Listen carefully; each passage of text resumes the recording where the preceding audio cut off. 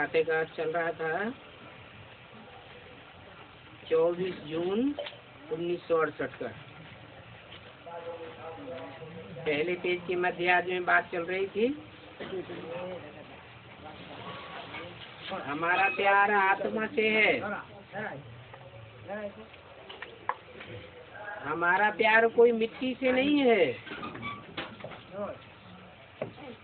ये देह मिट्टी है,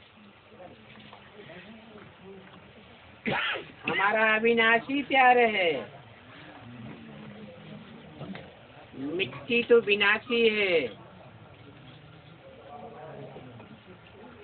आत्मा अविनाशी है।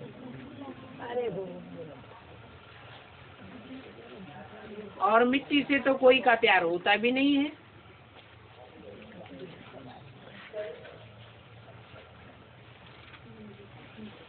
अभी उनको तो कुछ भी कह नहीं सकते हैं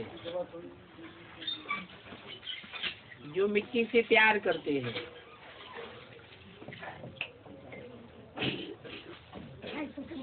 जैसे मिट्टी हो व पत्थर हो, वैसे ही ब्रह्म तत्व भी क्या है। जैसे इस दुनिया के 5 तत्व हैं, पृथ्वी अर्थात मिट्टी, जल, वायु, अग्नि, आकाश, ऐसे ही जो आत्माओं का निवास स्थान ब्रह्म तत्व है, वो भी तो जड़ तत्व है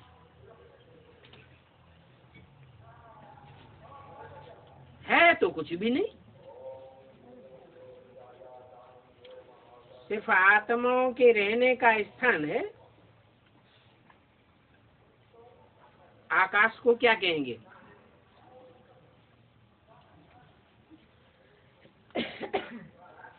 ये भी रहने का स्थान है।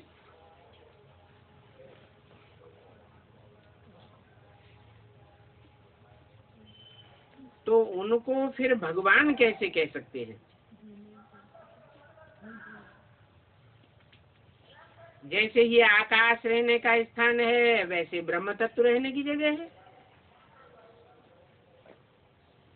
वहाँ आत्माएं रहती हैं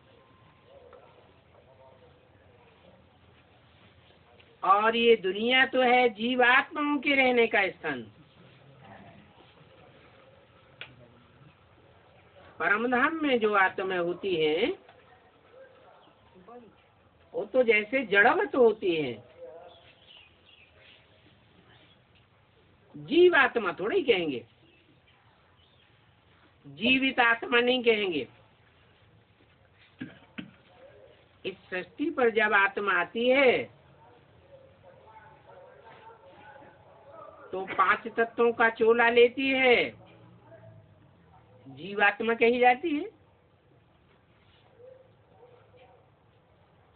सिर्फ आत्मा नहीं कह सकेंगे। दुनिया तो इन बातों को जरा भी जानती नहीं है। तुम बच्चों की बुद्धि में है कि हम आत्माओं के रहने का स्थान ब्रह्म महत तत्व है, और ये बातें कोई भी विद्वान आचार्य पंडित नहीं जानते। इतने ढेर तुम्हारे पास आते हैं, वो क्या समझते होंगे? कोई तो थोड़ा समझ करके चले जाते हैं। बल तुम्हारे पास सेंटर्स में भी बहुत आते हैं, परंतु सिर्फ आने से क्या होता है? याद की यात्रा में परिपक्वता चाहिए, और वो तभी होगी जब बाप की पूरी पहचान होगी। अभी तो तुम बच्चे सन्यासियों आदि से कितना माथा मारते हो।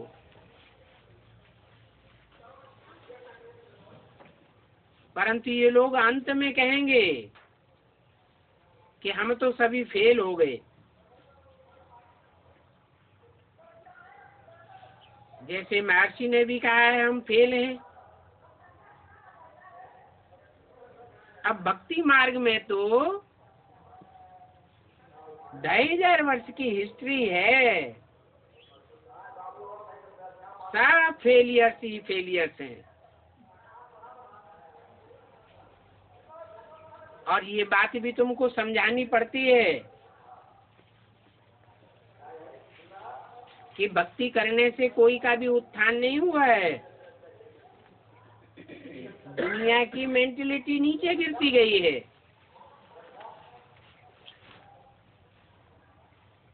शास्त्रों आदि में तो ये बातें हैं नहीं, क्योंकि शास्त्र जो है वो मनुष्यों के लिखे हुए हैं। शास्त्रों में तो मनुष्य मत है।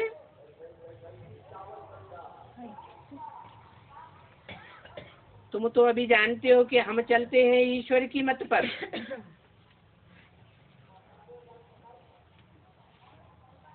हम कोई मनु की औलाद मनुष्यों की मत पर नहीं चलते हैं।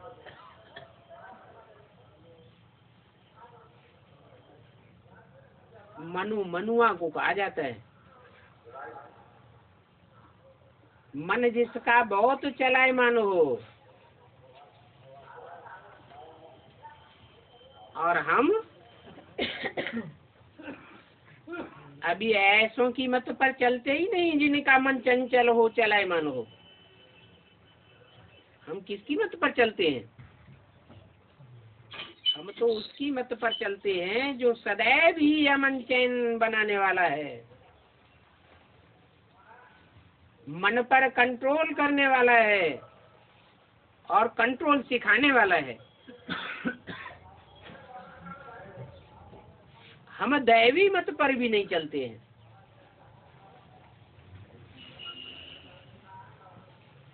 दुनिया के मनुष्यों की तो है आसुरी मत, उससे ऊंची होती है दैवीय मत। और देवताएं तो बुद्धू होते हैं, तो देवताओं की मत पर हम क्यों चलेंगे?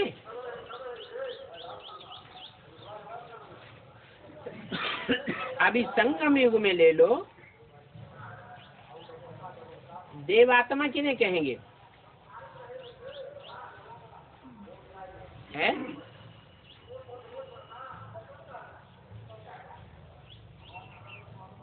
देवात्मा उन्हें कहेंगे जो सतयुग में 16 कला संपूर्ण थे।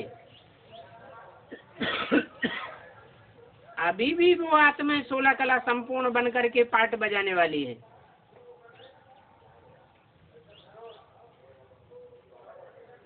सिर्फ थोड़ा सा ज्ञान की कमी है। उन देवताओं में मुख्य देवता कौन है? अरे सत्य की सृष्टि का पहला पत्ता कौन है?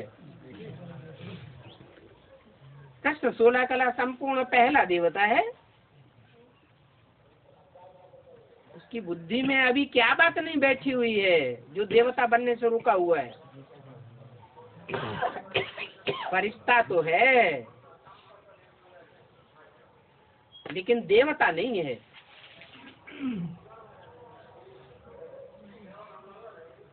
एक ही पॉइंट ज्ञान का अटक रहा है। गीता का भगवान कौन?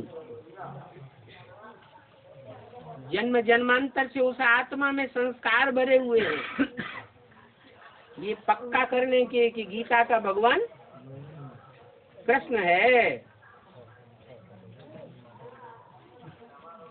जबकि गीता में ऐसे बहुत से श्लोक आए हुए हैं जो ये साबित करते हैं कि गीता का भगवान निराकार है।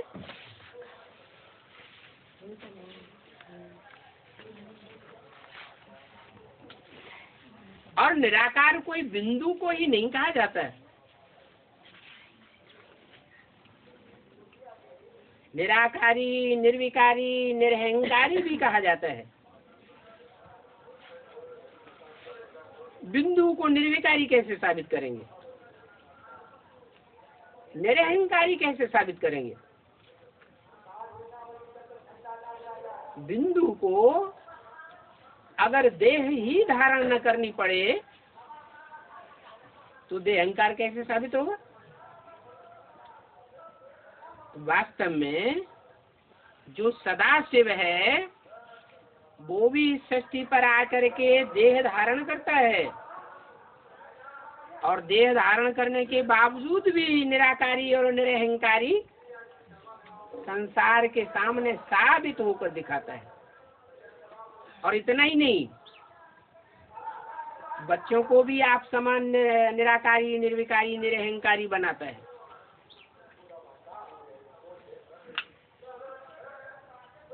पढ़ाई तो पढ़ाता है ना।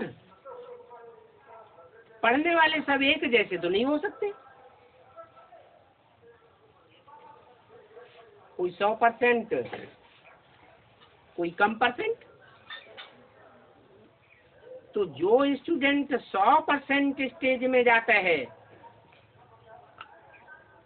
उसका नाम शिव के साथ जोड़ दिया जाता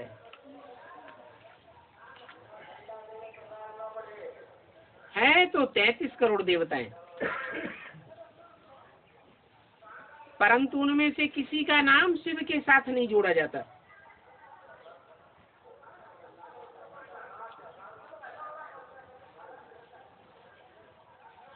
और देवताएं पहले,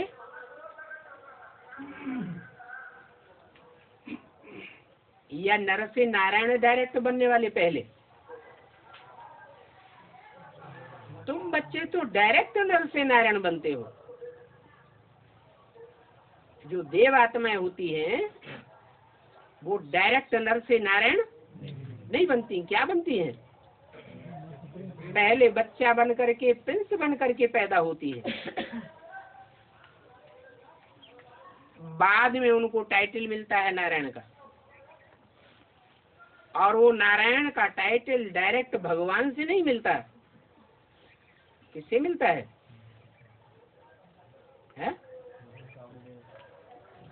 डायरेक्ट भगवान से उनको नारायण का टाइटल नहीं मिला, उनको टाइटल मिला है उनसे जो डायरेक्ट नर से नारायण बनते हैं। तो ऐसा क्यों हुआ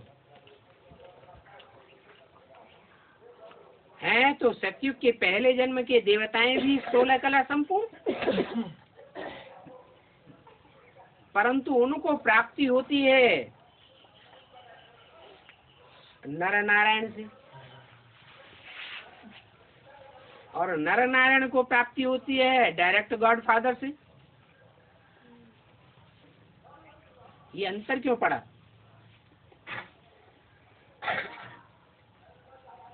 बुद्धि की बलिहारी है, आत्मा में संस्कार भरे हुए हैं। कोई तो बुद्धिमान बाप के बुद्धिमान बच्चे हैं डायरेक्ट, और कोई बुद्धिमान बाप के डायरेक्ट बच्चे नहीं हैं। इसलिए बोला कि देवताएं तो बुद्ध होते हैं,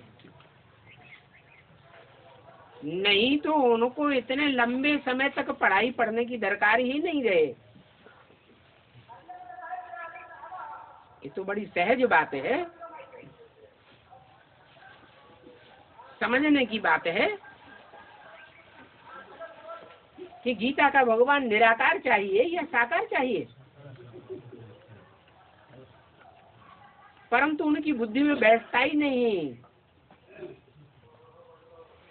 कि निराकार भगवान कैसा होगा। वो समझते हैं बिंदु, बिंदु का चित्र बनाए देते हैं शिवलिंग का, उसमें चारों तरफ 32 किरणें निकाल देते हैं,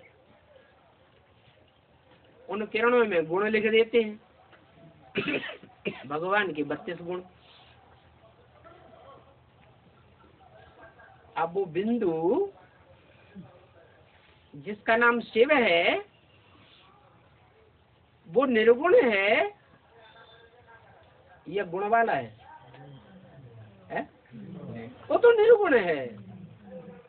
गुण अवगुण तो तभी प्रत्यक्ष होते हैं जब साकार में प्रवेश करे, साकार में पार्ट बजाए।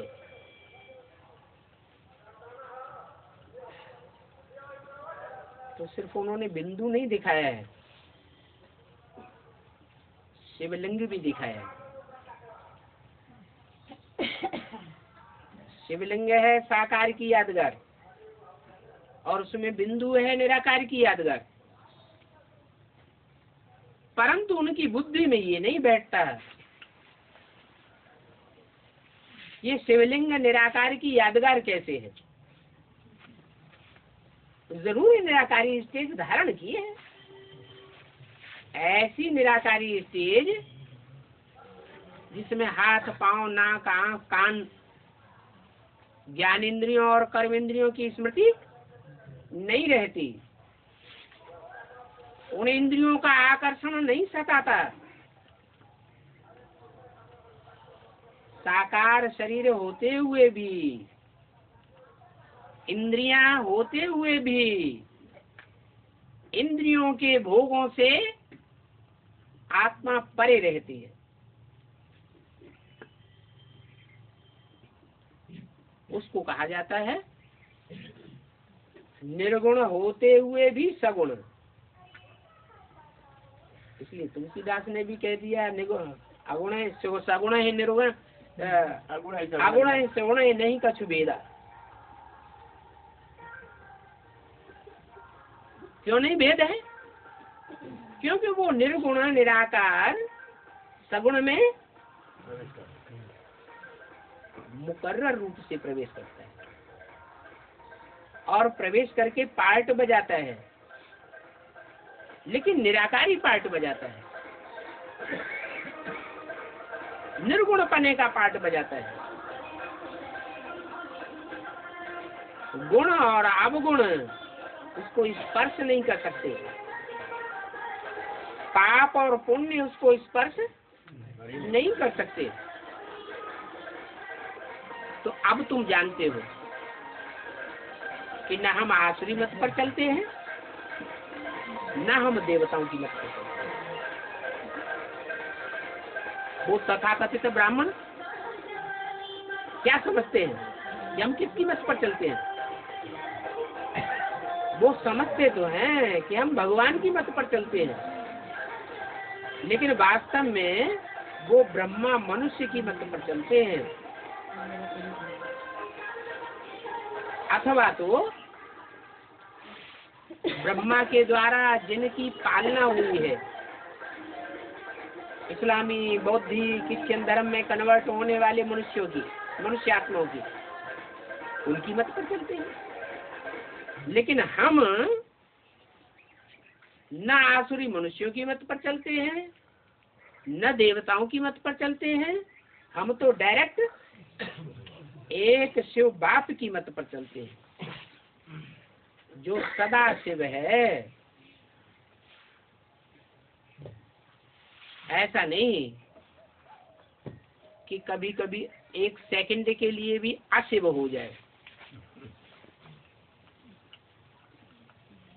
बल वो मुकर्रर रथ में प्रवेश भी करता है, कर्म इंद्रियों से कर्म भी करता है, परंतु वो कर्म इंद्रियों से जो कर्म होते हैं वो एक भी कर्म ऐसा साबित नहीं हो सकता जो अकल्याणकारी है।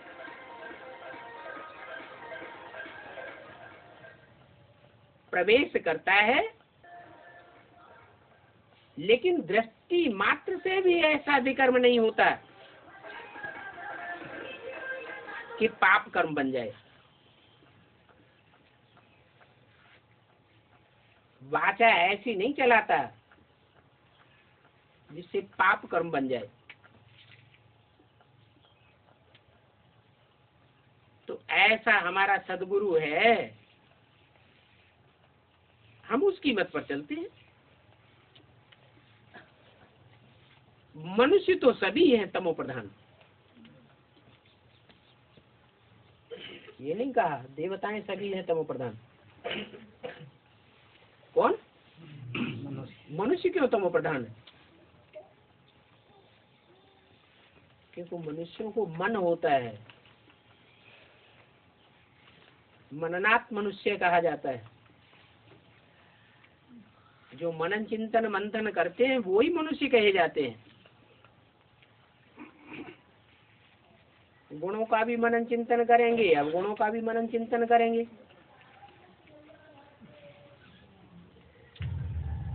देवताओं का परिचय मिले तो देवताओं का भी परिचय मनन चिंतन मंथन करेंगे।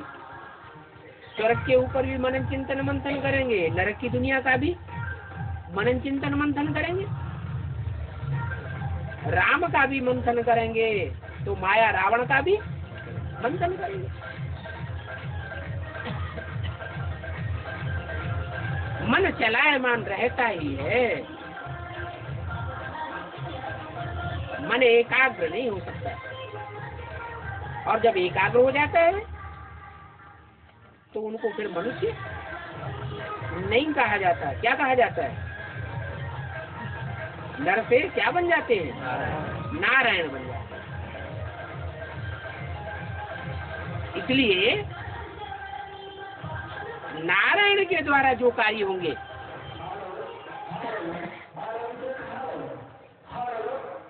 वो कार्य जरूर श्रेष्ठ होंगे,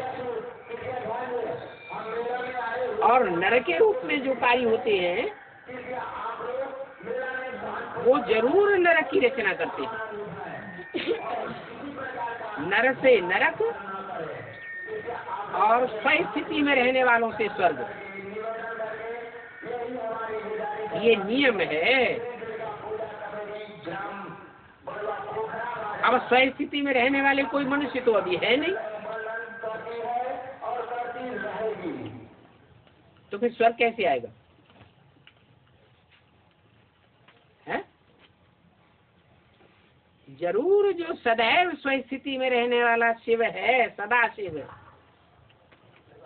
वो मुकर्रर रथ में प्रवेश करके ऐसी वाइब्रेशन बनाता है, ऐसी दृष्टि की वृत्ति बनाता है कि जिस वाइब्रेशन की दुनिया में तामसी तत्व जो है वो अपना प्रभाव नहीं फैलाएंगे,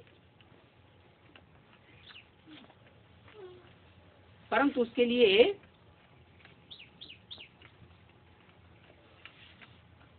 एक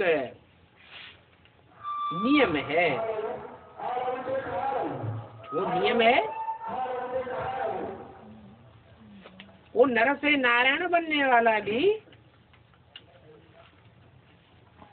ऐसे वाइब्रेशन बनाने वाला बने। एक शिव बाबा, दूसरा लो कोई, माम एकम याद करने वाला बने। और ऐसे तो नहीं है कि शिव के प्रवेश करने मात्र से ही माम एकम याद करने वाला बन जाएगा। हथेली पे आम जमाया जाता है क्या? है? पुरुषार्थ करना पड़ता है, और पुरुषार्थ में कोई परमपिता परमात्मा सहयोगी किसी का नहीं बन जाता।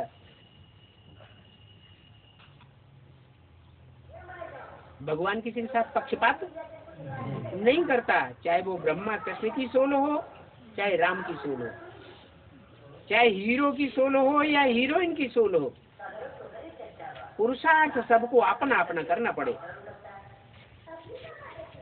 इसलिए क्लियर किया कि ना हम मनुष्यों की मत पर चलते हैं। प्रजापिता को क्या कहेंगे? मनुष्य कहेंगे या देवता कहेंगे? मनुष्य है। तो हमारी दृष्टि प्रजापिता को नहीं देखती क्या? राम वाली आत्मा को नहीं देखती, किसको देखती है? हमारी आत्मा तो शिव को देखती है। हमारा कंसंट्रेशन शिव के ऊपर रहता है।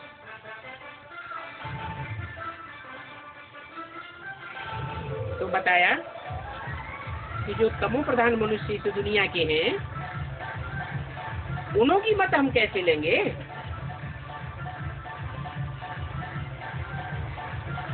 क्योंकि दुनिया तमो प्रधान है। एक तो कलयुग है, और कलयुग में भी दुनिया की हर चीज की 4 अवस्थाएं होती है, तो हर युग की 4 अवस्थाएं नहीं होती है। तो कलयुग का भी अंतिम चरण है, तमो प्रधान युग चल रहा है, तो उसमें जो भी मनुष्य आत्माएं हैं वो 7 तमो प्रधान है, A to Z। हम प्रजापिता की भी मत पर नहीं चलते। क्या हम किसकी मत पर चलते हैं? शिव की मत पर चलते हैं। अब ये पता कैसे चले कि ये प्रजापिता की मत है या शिव की मत है? पर्सनालिटी तो दोनों की एक है, व्यक्तित्व तो एक ही है ना, शख्सियत एक है या अलग अलग है? तो पता कैसे चले? उसके लिए बाबा ने बताया है कि तुम सदैव ऐसे ही समझो। ये कौन बोलता है? शिव बाबा बोलता है। ये शिव बाबा कर्म करता है तो तुम्हारा कल्याण ही होता रहेगा। अगर इनसे कुछ उल्टा पलटा भूल भी होती है तो उसके लिए जिम्मेवार मैं बैठा हुआ हूँ। मैं कोई वापस थोड़े ही चला गया हूँ। मैं बीच में वापस चला जाऊंगा क्या? दुनिया में भी कहते हैं कि जो अच्छे लोग होते हैं वो या तो कोई काम शुरू नहीं करते हैं, और शुरू करते हैं तो बीच में उसे छोड़ते नहीं है। अब भगवान के अच्छे से अच्छा कौन होगा? भगवान तो ऊंचे से ऊंचे हैं। ऐसे तो नहीं कि ब्रह्मा के तन में माता के रूप में पार्ट बजा के मुरली चला के चले जाएंगे, बीच में ही चले जाएंगे। नहीं, जो कार्य करने के लिए आता है, क्या कार्य? पतित दुनिया को पावन बनाने के लिए आता है, तो पावन बना करके ही जावेंगे। दुनिया तो भला बाद में पावन बनती है, क्योंकि दुनिया कोई सिर्फ आत्माओं की दुनिया नहीं है। क्या? ये जीवात्माओं की दुनिया है, और जीवात्मा कहाँ ही तब जाता है जब वह 5 तत्वों के चोले के साथ हो। तो आत्माओं का बाप है। आत्माओं का बाप आत्माओं को सुधारेगा या 5 जड़ तत्वों को सुधारेगा? वो आत्माओं को आकर के ज्ञान देता है। ज्ञान से ही आत्माएं सुधरती हैं। ज्ञान जड़ तत्व तो नहीं ले सकते, और 5 जड़ तत्वों का जब तक सुधार नहीं हुआ है, प्रकृति जब तक तमो प्रधान से सतो प्रधान नहीं बनी है, तब तक इस दुनिया को सतो प्रधान पावन नहीं कहेंगे। तो आत्माओं का बाप जो शिव है वो आत्माओं को सुधारता है।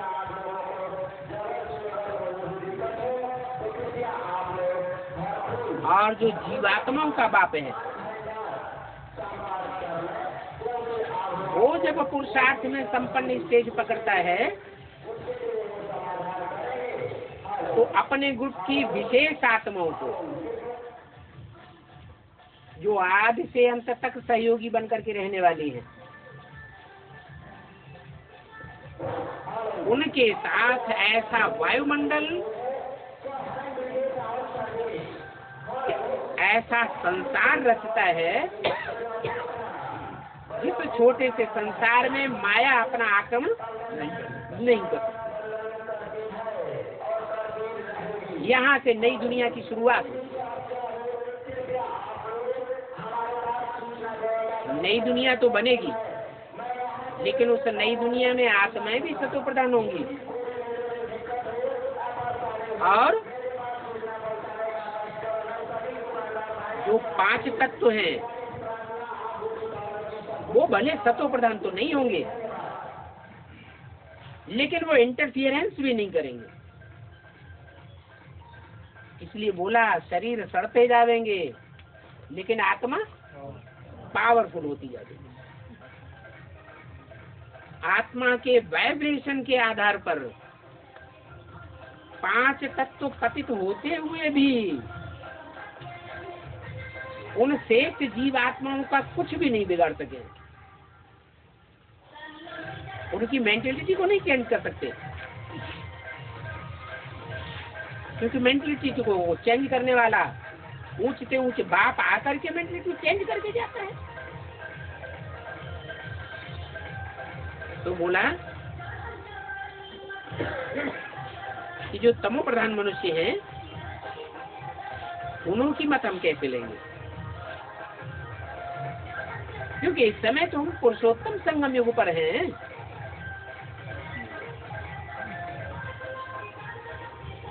हम तमो प्रधान दुनिया के वासी नहीं हैं। हम कहाँ के वासी हैं? पुरुषोत्तम संगम युग वासी है। सिर्फ साधारण रूप से संगम युग वासी भी नहीं है। शब्द क्या लगाया?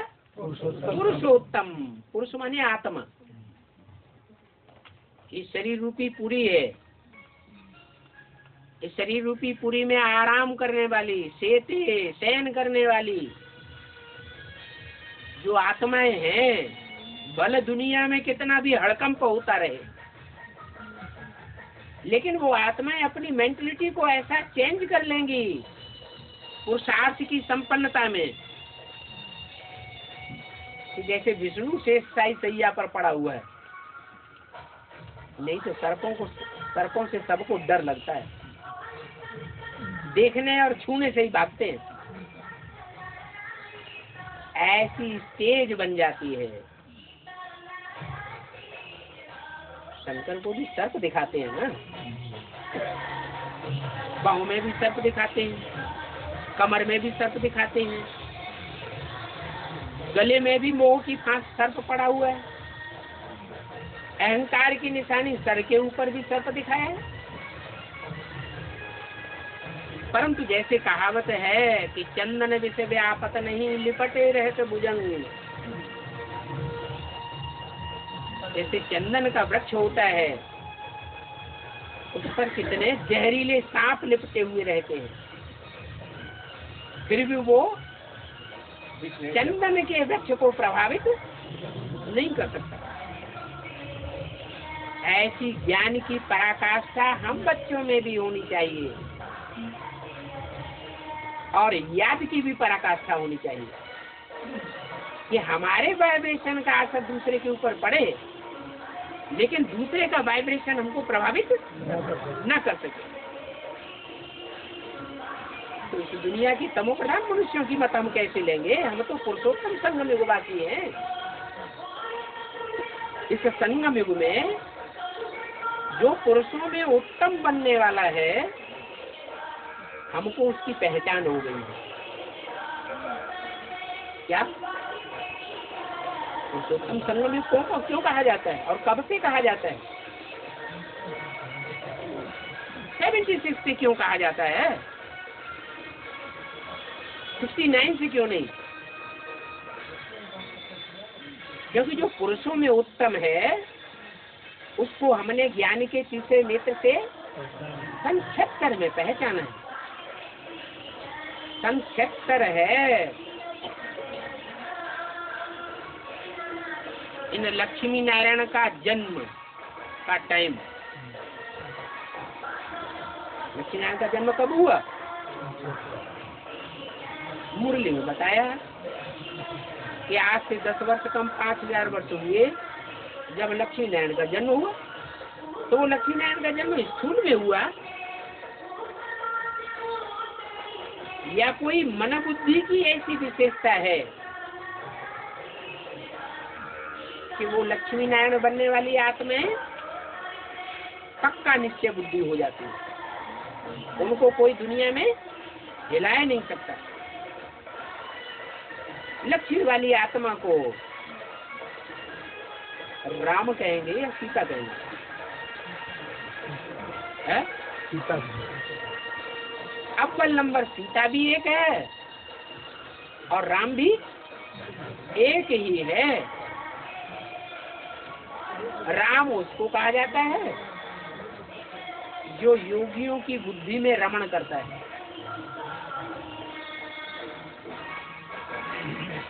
इस संसार में जब अंतिम क्षण आवेंगे तो दुनिया की हर मनुष्य आत्मा, इस्लाम और मुस्लिम धर्म के ही क्यों न हो, उनमें भी भक्ति मार्ग में राम अल्लाह और रमजान की मान्यता है।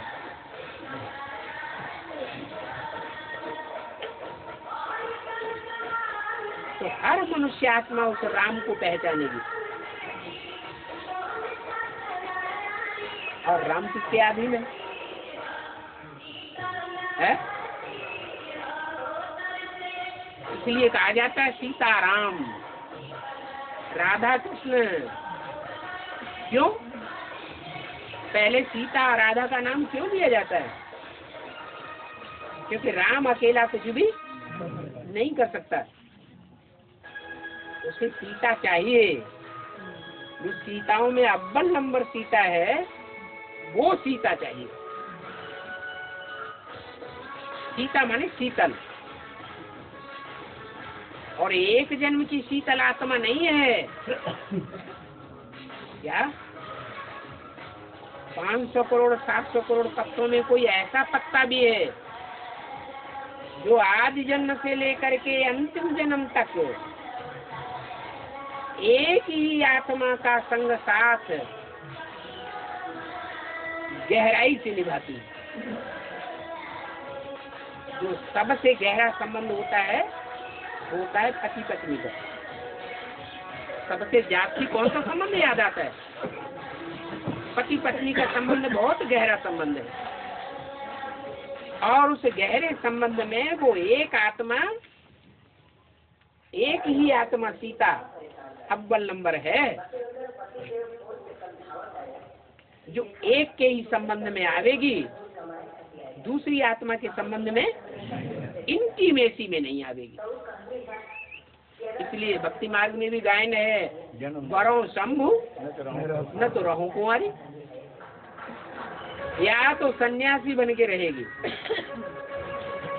जो अभी भी पुरुषार्थी जीवन में सन्यासी है या गृहस्थी है? ब्रह्म कुमारियां क्या है? सन्यासी। या तो वर्ण करूंगी तो एक का ही वर्ण करूंगी। ये संस्कार कहाँ से भरे? संगम में ये संस्कार भरे। तो ये दोनों जो आत्माएं हैं उनमें एक आत्मा है ज्ञानी तू आत्मा, जिनके लिए बाबा ने बोला है ज्ञानी तू आत्मा मुझे विशेष प्रिय है। वो है नारायण की आत्मा। नाम क्या दिया? नारायण। नार माने ज्ञान जल, आयन माने घर। जिसका घर कहाँ है? ज्ञान जल में ही सदैव घर है। कब की बात है? सतयुग त्रेता द्वापर कलयुग की बात है या संगम युग की बात है? संगम युग की बात है। कि वो आत्मा जब से अपने स्वरूप को पहचानती है, जब से शिव बाप के जीवन कहानी को पहचानती है, तब से लेकर के आदि से लेकर नहीं, जब से पहचान होती है, तीसरा नेत्र खुलता है, तब से लेकर के और संगम युग के अंत तक, माने इस कल्प का अंत होने तक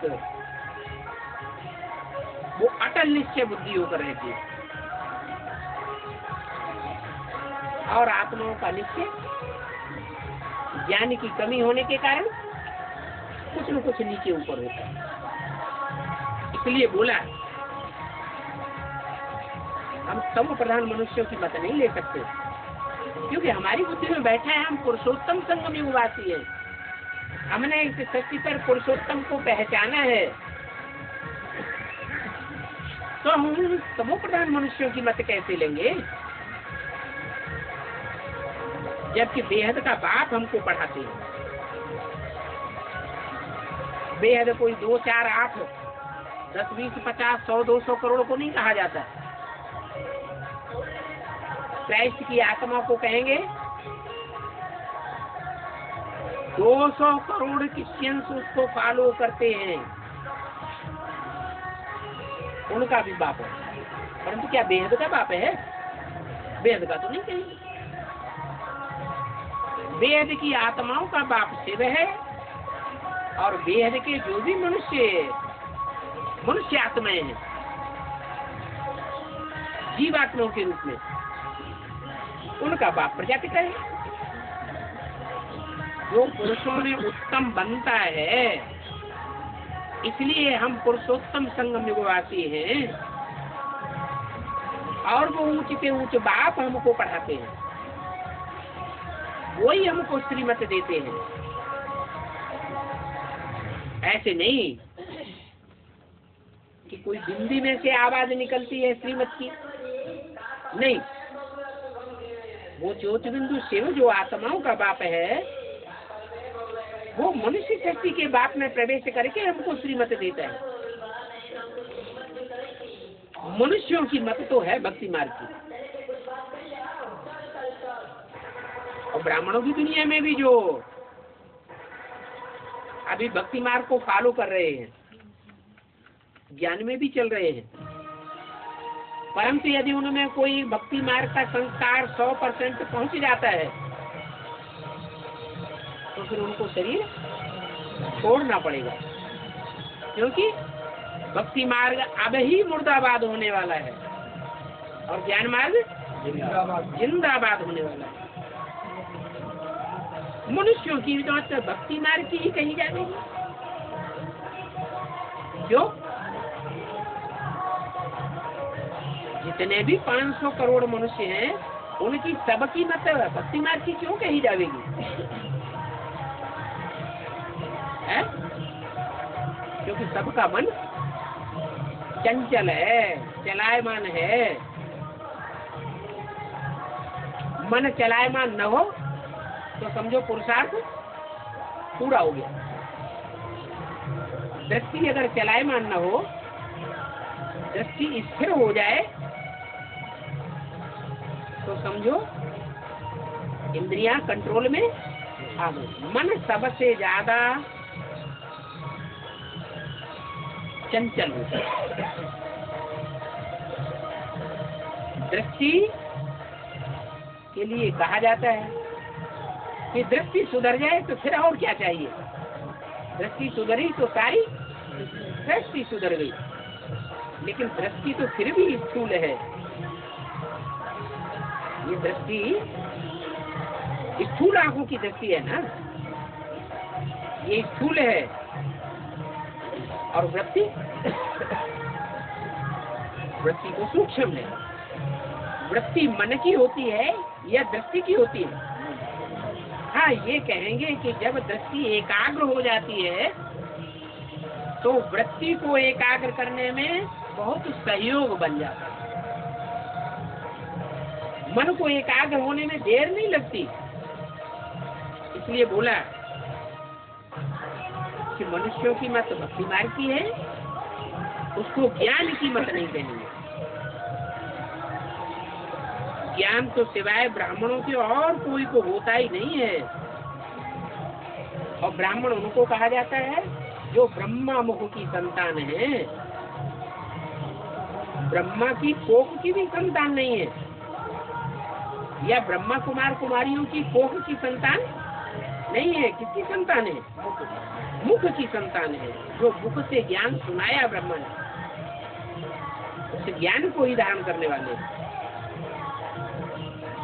तो जानना चाहिए हम किसकी मत पर चल रहे हैं, हमको किसकी मत मिल रही है। जरूर कोई तो होगा हमको मत देने वाला। ये ऐसे ही चल रहे हैं। अरे रोजमर्रे के जीवन में मत देने वाला कोई तो चाहिए। ऐसी ईश्वरीय मत को छोड़कर हम मनुष्य मत पर कैसे चलेंगे? चलेंगे क्या? बड़े बड़े शंकराचार्य आदि हैं, हम तो कहेंगे ये भक्ति मार्ग की दुर्गति को पाए हुए हैं। क्या इनकी दृष्टि भी दुर्गति को पाई हुई है, इनकी वृत्ति भी दुर्गति को पाई हुई है, इनकी वाचा भी दुर्गति को पाई हुई है। दुर्गति और सदगति में अंतर क्या है?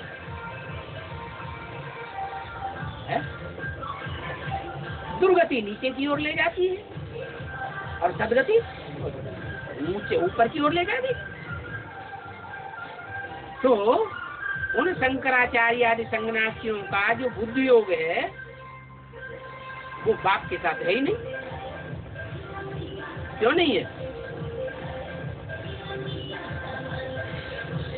कि उन्होंने बाप को पहचाना ही नहीं है और हमने बाप को पहचाना है। ये कोई बिंदी निराकार को पहचानने की बात नहीं है। बिंदी बिंदी तो सभी आत्मा है, कीड़े मकोड़े भी, उनकी आत्मा भी क्या है? बिंदी है।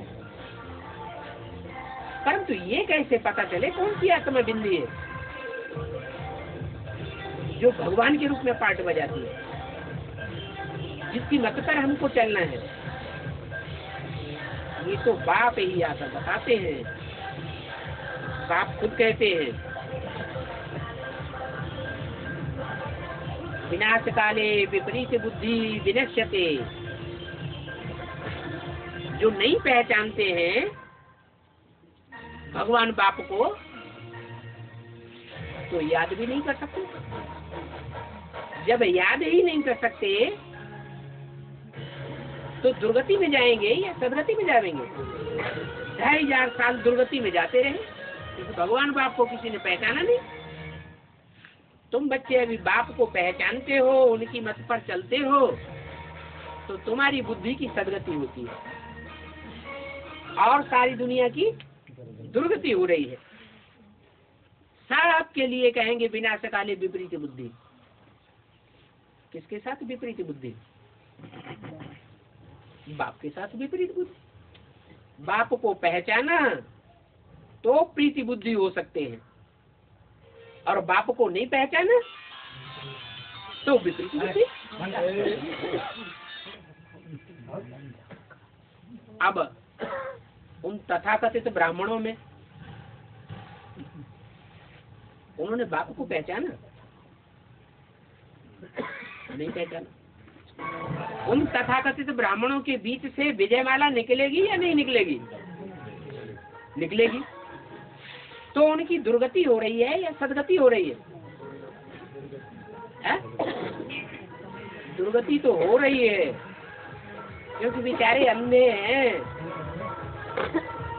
लेकिन उनके जो पूर्व जन्म के कर्म हैं और वर्तमान ब्राह्मण जीवन के जो कर्म हैं उनमें से कोई तबक्का तो ब्राह्मणों का ऐसा है जो ब्रह्मा को कर्मों में फॉलो करने वाला है या नहीं है? है। जो कर्मों में फॉलो करने वाला तबक्का है वही विजयमाला में आवेगा, ये निश्चित है। लेकिन अभी दुर्गति में। कब सदगति होगी? जब बाप का ज्ञान मिले। और बाप का ज्ञान मिलने में 2 प्रकार की आत्माएं हैं। एक तो डायरेक्ट ज्ञान सुन करके ज्ञानी बनती है, कोई न कोई के मुख से ज्ञान सुनेंगे। एक ऐसी आत्माएं हैं जो जन्म जन्मांतर की पवित्रता को धारण करने वाली आत्माएं हैं। इस लास्ट ब्राह्मण जीवन में भी पवित्र जीवन ब्रह्मा समान बनाया हुआ है। वो बुद्धि के पीछे नहीं है, ज्ञानी की आत्मा भले नहीं है, लेकिन फिर भी ऐसे श्रेष्ठ भक्त आत्माएं हैं अव्वल नंबर की श्रेणी की सीताएं हैं जिनको बाप साक्षात्कार कराता है। ये साक्षात्कार की चाबी बाप अपने पास रखते हैं। साक्षात्कार जब घड़ी घड़ी उनको होते रहते हैं,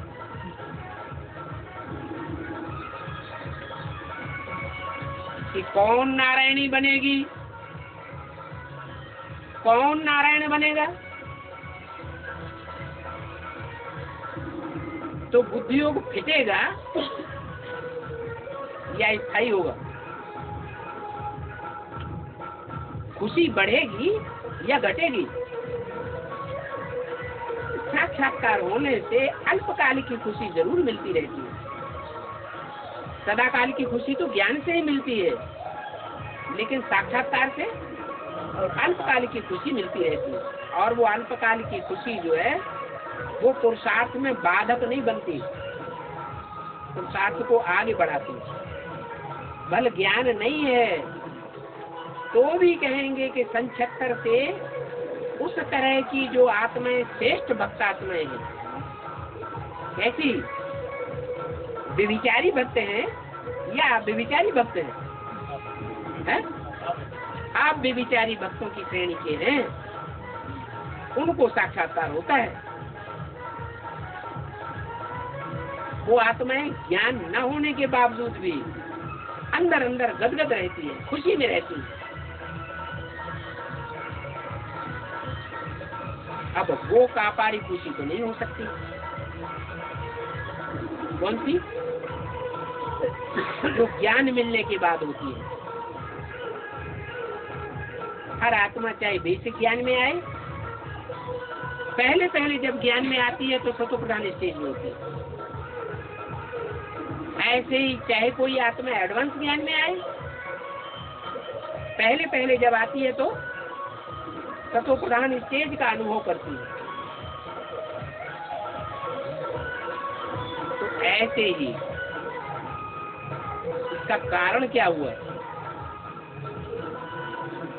कि कोई आदि से अंत तक सात्विक स्टेज को मेंटेन करके रखते हैं और कोई आत्मा सात्विक स्टेज को मेंटेन नहीं कर पाते। जैसे सतयुग त्रेता के 21 जन्म पूरे किए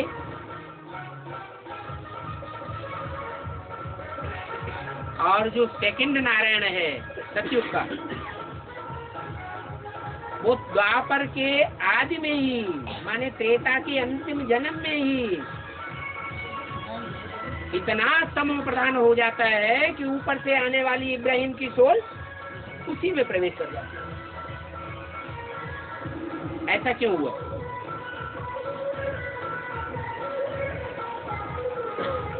थर्ड, फोर्थ या एट्थ नारायण में क्यों नहीं प्रवेश करता? कोई कारण होगा? क्या कारण है? यही कारण है कि इब्राहिम जब ऊपर से आता है तो जिसमें प्रवेश करता है उसको ज्यादा से ज्यादा व्यभिचारी बनाता है दृष्टि और वृत्ति से, और वो जन्म जन्मांतर के संस्कार उसमें भरते रहते हैं शेष जन्मों में। वही आत्मा जाकर के सेकंड नारायण बनती है। सेकंड नारायण जब बनी तो संगम युग में ही तो बनी ना। संगम युग में उसने ऐसा कौन सा नीच पुरुषार्थ कर दिया जो ऐसा सेकंड नारायण बनती है, और द्वापर के आदि से ही उसमें धर्मपिता प्रवेश कर जाते हैं।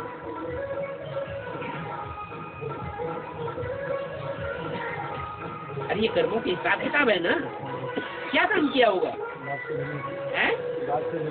नहीं, दृष्टि का व्यभिचार किया ब्राह्मणों की दुनिया में, स्थूल पवित्रता तो धारण की, लेकिन दृष्टि का व्यभिचार चालू कर दिया। तो ये जो दृष्टि का व्यभिचार है वो संस्कार भरते रहते हैं ब्राह्मणों की दुनिया में, व्यभिचार पने के संस्कार। बल देवता बन जाता है, वो व्यभिचार के संस्कार जो है मर्ज भी हो जाते हैं, लेकिन जैसे ही द्वापर द्वैतवादी युग शुरू होता है और वो विचार के संस्कार उभर के ऊपर आ जाते हैं। और नारायणों ने ऐसा कार्य नहीं किया जितना उस नारायण ने संगम युग में ऐसा कार्य किया और कराया। ये कर्मों की गुह्य गति का फाउंडेशन कहाँ पड़ता है? संगम युग। कोई बच्चे हैं जो इस बात को एडवांस में आने के बाद जल्दी में मान लेते हैं इस बात को कि दृष्टि से सृष्टि सुधरती तो है, परंतु श्रेष्ठ से श्रेष्ठ जो भगवान है उसकी दृष्टि से सृष्टि सुधरती है, मनुष्यों की दृष्टि से सृष्टि नहीं सुधरती। कोई ब्राह्मण तो एडवांस में आने के बाद इस बात को झट पे मान लेते हैं, कोई फिर ऐसे हैं जो इस बात को नहीं मानते। तो जो अंदर अंदर नहीं मानते वो कौन से धर्म की बीज आत्मा बनेंगे? वो फिर भी इस्लाम धर्म की बीज आत्मा बनेंगे। ज्ञान इतना क्लियर होने के बावजूद भी उनकी बुद्धि में जल्दी बैठता नहीं। इसलिए बोला कि हम तो पुरुषोत्तम संगम युगी ब्राह्मण हैं, हमने पुरुषोत्तम को पहचान लिया है। क्या हम और नारायणों के चक्कर में फंसने वाले नहीं हैं। दोनों की मत हम कैसे लेंगे जबकि बेहद का बाप हमको पढ़ाते हैं, वही हमको श्रीमत दे रहे हैं। ज्ञान तो सिवाय ब्राह्मणों के और कोई को होता ही नहीं है। और ब्राह्मण उनको कहा जाता है जो ब्रह्मा की मत को फॉलो करते हैं, ब्रह्मा के मुख के निकली हुई बातों को फॉलो करते हो। गैर मनुष्यों की मत को अगर फॉलो कर लेते हैं, मानते हैं, चलते हैं, तो उनको ब्राह्मण नहीं कहेंगे। तो ऐसी ईश्वरीय मत को छोड़ हम मनुष्य मत पर कैसे चलेंगे? शंकराचार्यों की मत पर हम कैसे चलेंगे? उनकी तो बुद्धियोग ही नहीं है बाप के साथ, पहचानते ही नहीं। बाप खुद कहते हैं ये विनाश काले विपरीत बुद्धि विनश्यते होने वाले हैं। क्या कहा?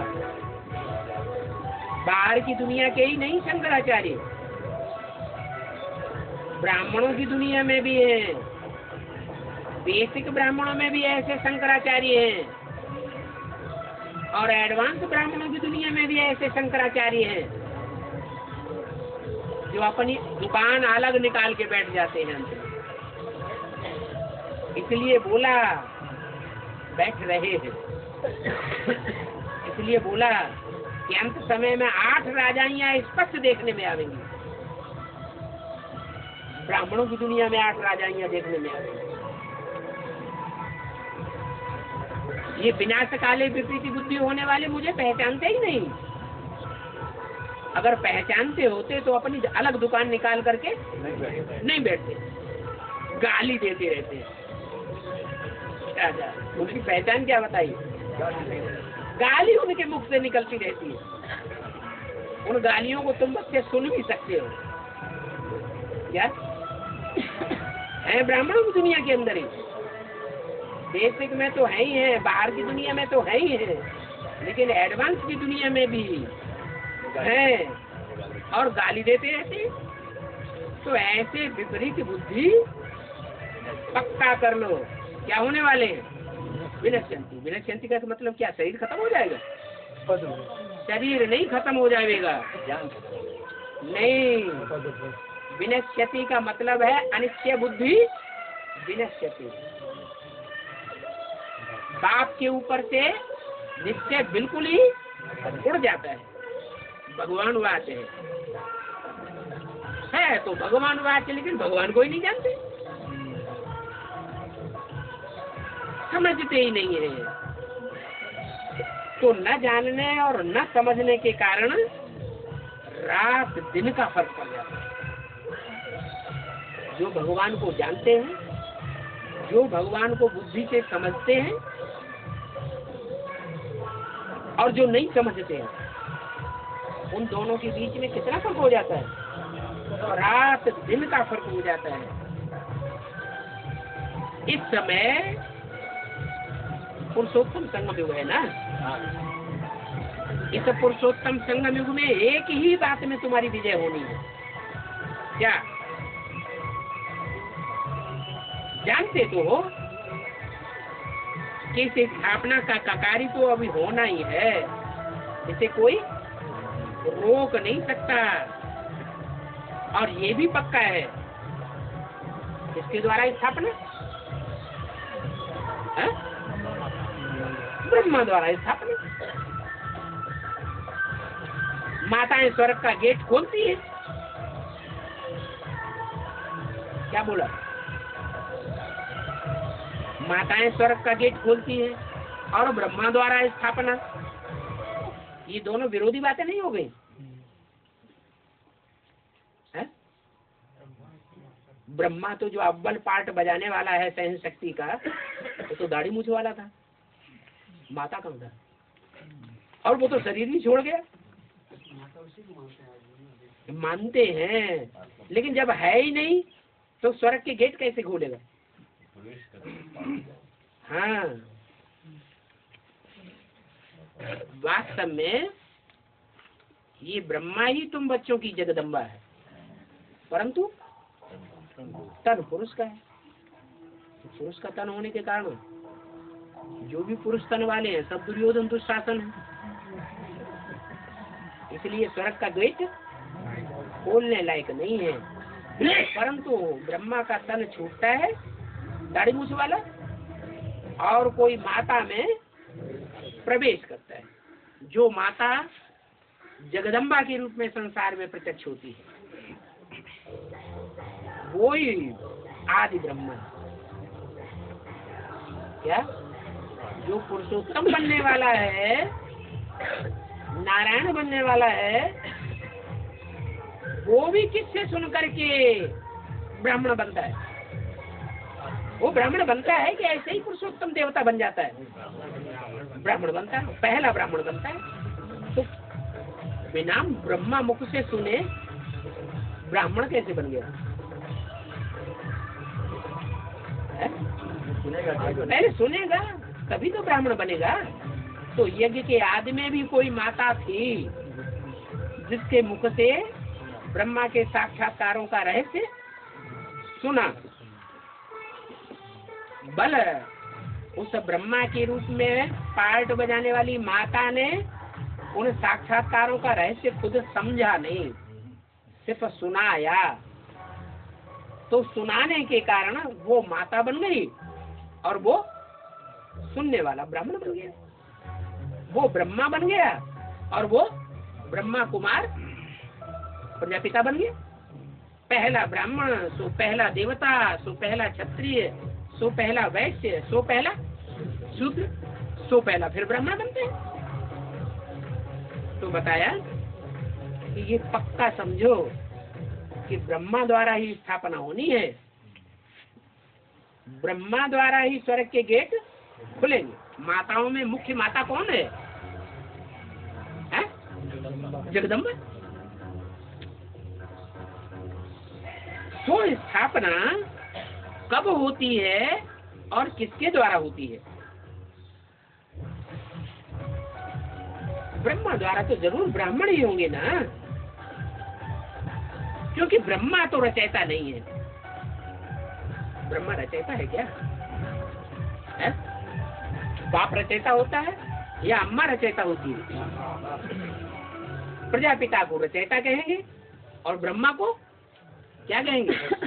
रचना कहेंगे।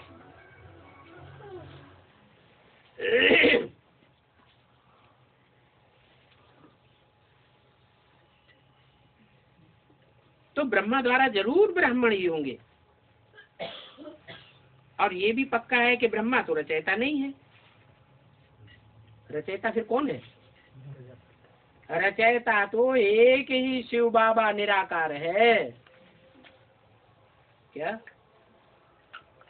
जब कहते हैं एक ही है तो पर्सनालिटी में होगा या बिंदी रूप में होगा? पर्सनालिटी चाहिए। शिव बाबा जब नाम दिया तो शिव बिंदी को कहा जाता है और बाबा बाबा साकार को कहा जाता है। निराकार साकार के मेल को बाबा कहा जाता है। तो वो एक ही है। ये 500-700 करोड़ की जो मनुष्य सृष्टि है उसमें सब शिव बाबा नहीं हो सकते, सर्वव्यापी नहीं हो सकता। वो मुकर्रर रस तो एक ही है, बाकी तो भक्ति मार्ग के अथाह चित्र हैं। उन चित्रों को याद भी नहीं करना चाहिए। चित्र काहे के लिए बनाए जाते हैं? चित्र बनाए ही जाते हैं स्मरण करने के लिए, याद करने के लिए। उनका फोटो खींचा जाता है किस लिए? याद के लिए, क्या यादगार बनी रहे। और यहाँ तो बताया है एक को याद करना है, अनेकों को याद नहीं करना है। तो भक्ति मार्ग के तो अथाह चित्र हैं और हमारी बुद्धि में तो एक चित्र बसना है। मनुष्यों की भी तो देवताओं की भी अनेक प्रकार के चित्र हैं। वो जितने भी चित्र हैं, जितने भी चित्र हैं वो सब साकार हैं या निराकार हैं? सब साकारी स्टेज वाले। दादा लेखराज ब्रह्मा मनुष्य था या देवता था या भगवान था? मनुष्य था। उसके भी चित्र देख लो, हजारों सैकड़ों की तादाद में चित्र मिल जाएंगे। लेकिन वो निराकारी स्टेज वाले हैं या सब साकारी स्टेज वाले हैं? सब साकारी स्टेज वाले हैं।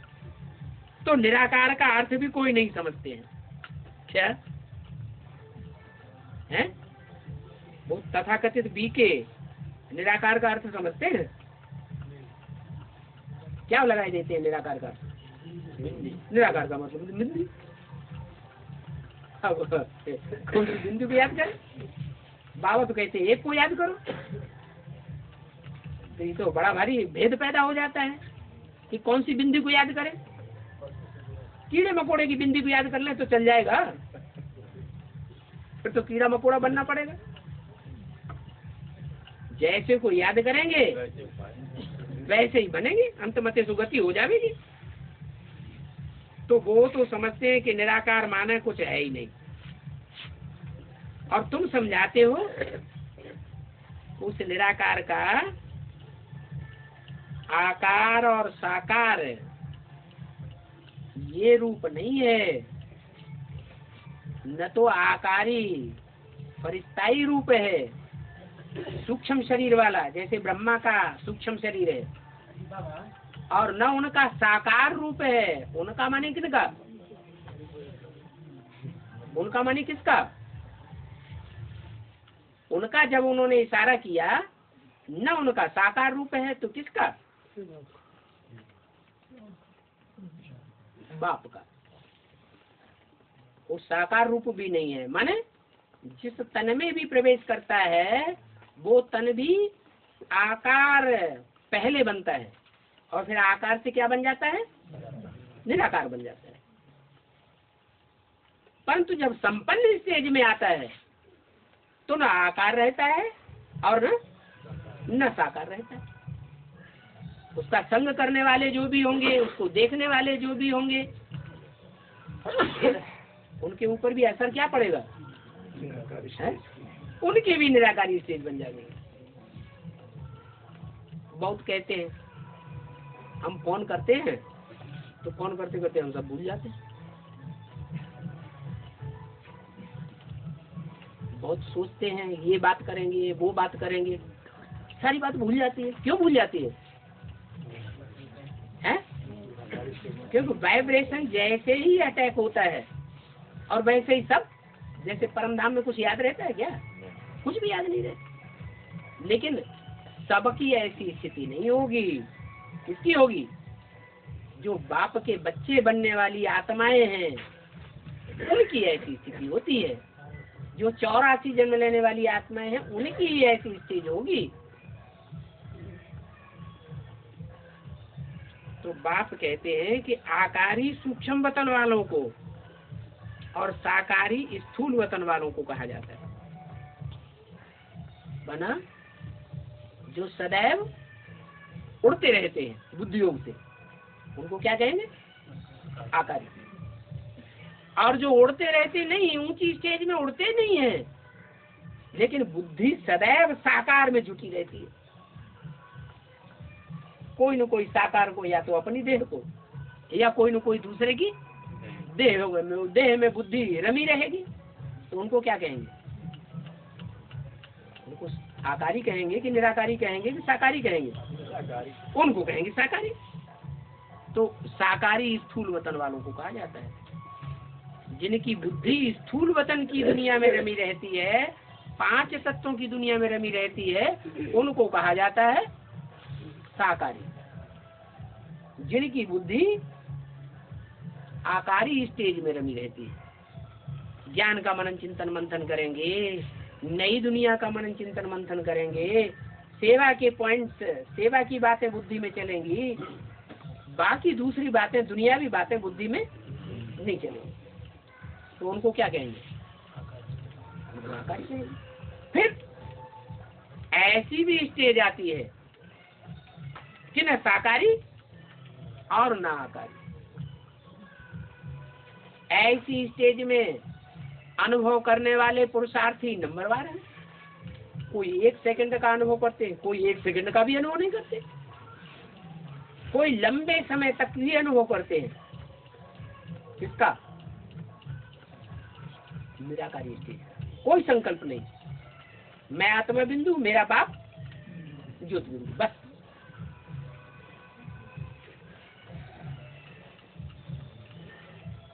तो ऐसी स्टेज में आने वाला पहला कौन होगा?